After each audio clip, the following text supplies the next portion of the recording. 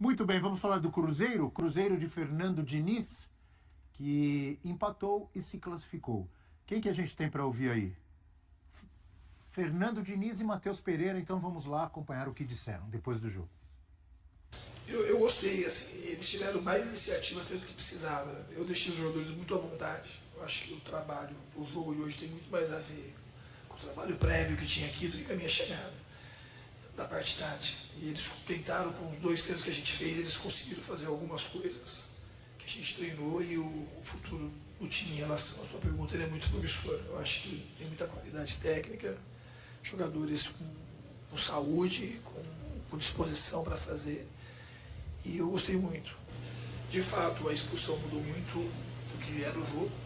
Eu gostei da equipe na parte de construção. Se eu fosse falar um pecado que a gente teve, que a gente criou muita chance, podia ter feito mais gols, o placar ficar um pouquinho mais folgado.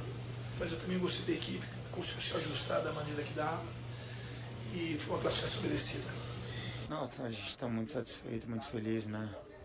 A gente sabe da dificuldade que era hoje e a importância que era dar um passo à frente no nosso objetivo. A gente sabe que ainda não conquistamos. A gente fazer aí uma análise daquilo que a gente estava vivendo no ano passado e vendo esse ano, assim, tá tudo nas nossas mãos. A gente está super feliz com o que está tendo, a gente tem trabalhado para isso.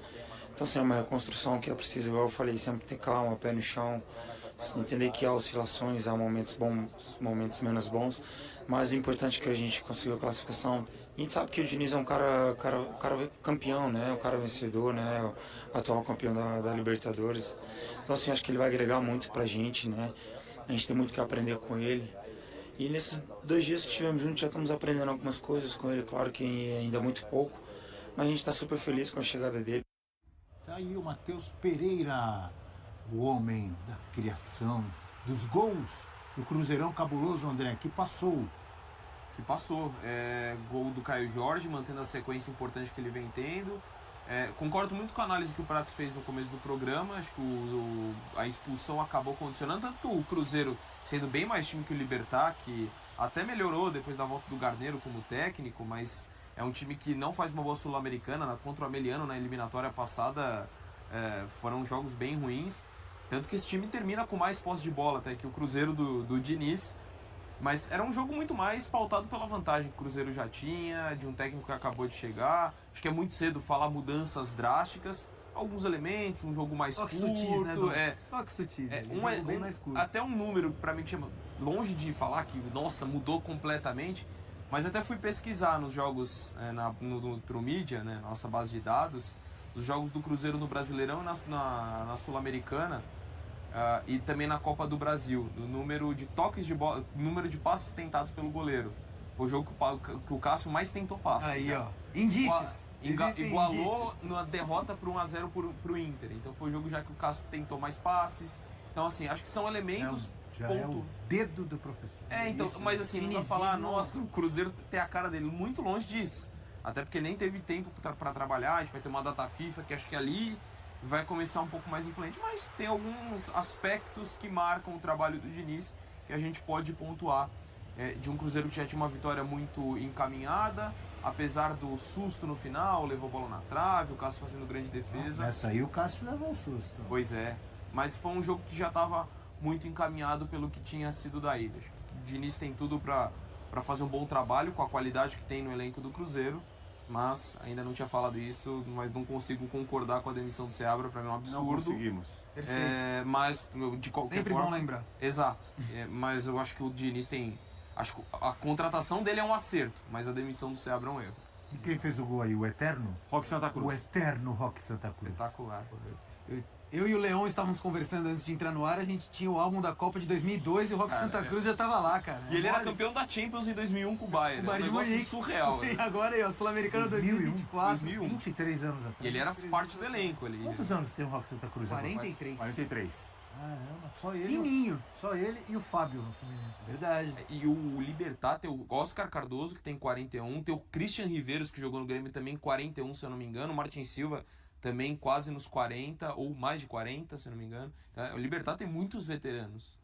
O Diniz tem um desafio aí, porque o Diniz tem uma maneira de jogar que é quase única, muito assim, muito particular, a maneira que ele gosta de trabalhar o time, dos jogadores se aproximando, ninguém guarda muito posição, muita tabela, muito toque de bola, muita aproximação. Só que ele assumiu um time muito bem treinado.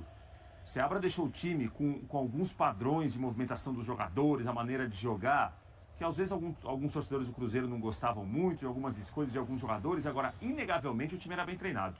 O time não ia para campo, você não observava assim, tem muita desorganização, nossa, tem muito espaço. Não, o time era bem conduzido pelo Seabra em relação ao que deveria fazer, deveria apresentar em campo. Oscilações acontecem porque o ano e os jogos passam muito por isso, né? Então o Diniz, me parece que ele tem um desafio.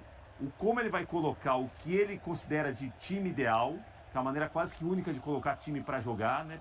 Pela movimentação, não só a saída de bola, dos jogadores se aproximando muito, de muita tabela, e ao mesmo tempo não desfazer tudo que o Seabra deixou. Então, eu acho que isso é um desafio dele, né? O quanto ele vai colocar o que ele quer, foi contratado para, obviamente, colocar a maneira que ele gosta de um time jogar, mas o quanto ele não vai perder a herança do Seabra, que é muito interessante, né? Torcedores aí não gostaram que o Seabra colocava o Ramiro para jogar, o Lucas Silva, o time ficou um tempo sem ganhar no Brasileiro, e aí a diretoria que não contratou o Seabra quis trocar o Seabra, né?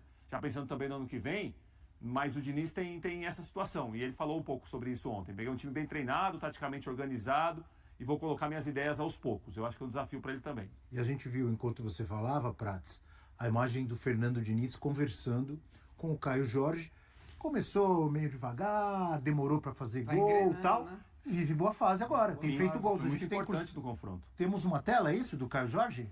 Vamos com informações do centroavante, atacante do Cruzeiro, do Cruzeirão cabuloso de tanta gente. Ganhou confiança! Caio Jorge antes e depois do jogo que fez o primeiro gol pelo Cruzeiro.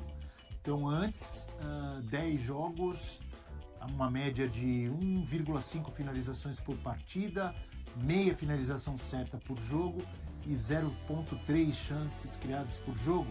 E essas médias todas aumentaram, a gente está vendo aí, ó. Em 5 jogos foi de 1,5 para 1,8, 0,5 para 0,8 e 0,3 para 1,2. E o mais importante é o que está ali embaixo, né? 3 gols e uma assistência nos últimos 5 jogos. Para a alegria do próprio Caio Jorge e da torcida do Cruzeiro, como por exemplo, Ari Raposão. É verdade. Que nos assiste, ele recebe um abraço agora. Acompanha.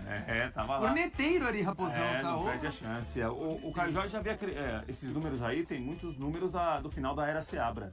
Já havia crescido. O Seabra muitas vezes até jogou em Assunção um sistema que tinha o Matheus Pereira como meio e 3 atacantes. Jogou com Verón, Lautaro Dias e Caio Jorge. Né, que foi uma mudança que ele realizou e o time deu uma resposta boa no jogo da semana passada. Né? Então o Caio Jorge é um jogador que obviamente precisa de mais confiança, está ganhando mais jogos, mais tempo, já havia começado a fazer gols. O Caio Jorge é um centroavante que ele não é um jogador de área apenas. Um jogador de muita mobilidade, ele sai muito da área para abrir espaço. E às vezes o torcedor, obviamente, olha para o camisa 9, para o centroavante, e pensa o seguinte: ele não fez gol, ele não está bem.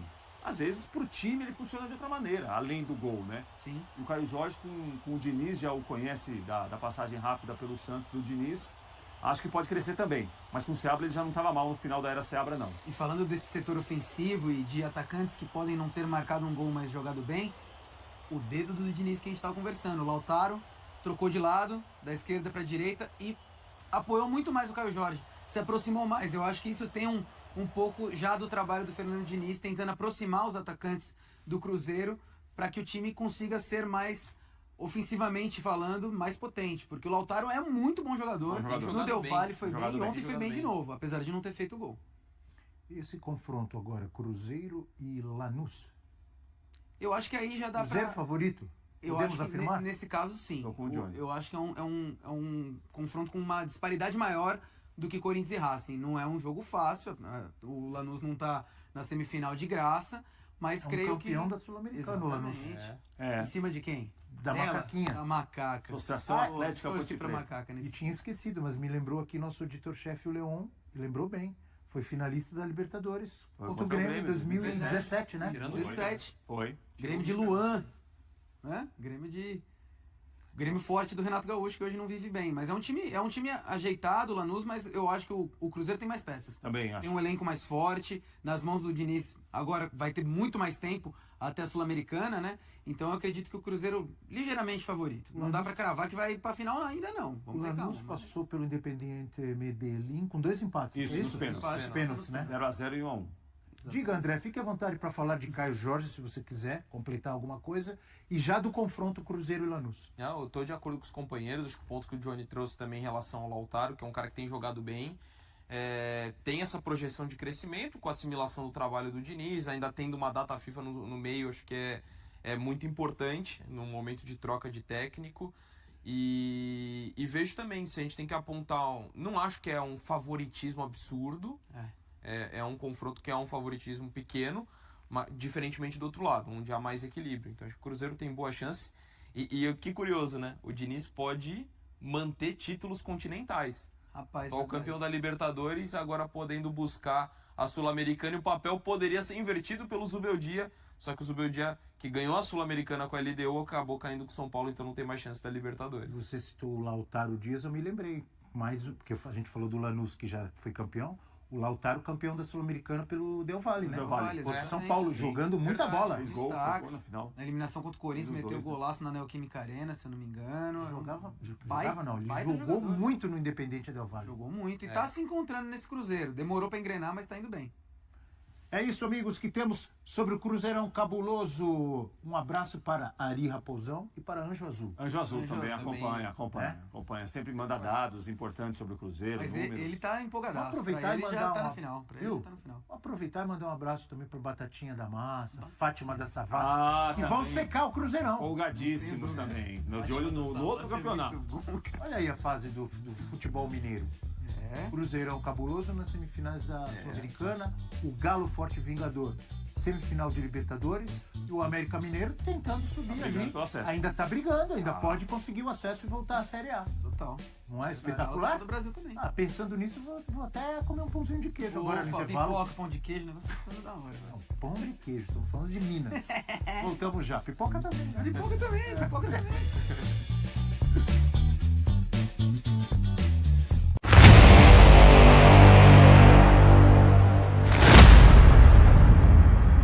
O meio de permitir que Fernando Diniz, seu novo treinador, possa dirigir a equipe no próximo jogo contra o Vasco. Ele foi suspenso quando ainda estava no comando do Fluminense e os advogados do clube estão trabalhando para conseguir um efeito suspensivo para ele. Caso não consigam, seu auxiliar Eduardo Barros deve assumir o comando no domingo. O time está em busca de uma melhoria em suas últimas atuações no Brasileirão, após 2 partidas sem vitória, e ainda almeja uma vaga na Conmebol Libertadores do próximo ano. Diniz estreia no comando do Cruzeiro no jogo contra o Libertad e a equipe busca a classificação para a semifinal da Copa Sul-Americana. E aí, galera? O que acharam? Deixe nos comentários. Não se esqueçam de deixar o like e de se inscreverem no canal e ativar o sininho para receber as notificações. Até mais, Nação Celeste! Vamos pra frente!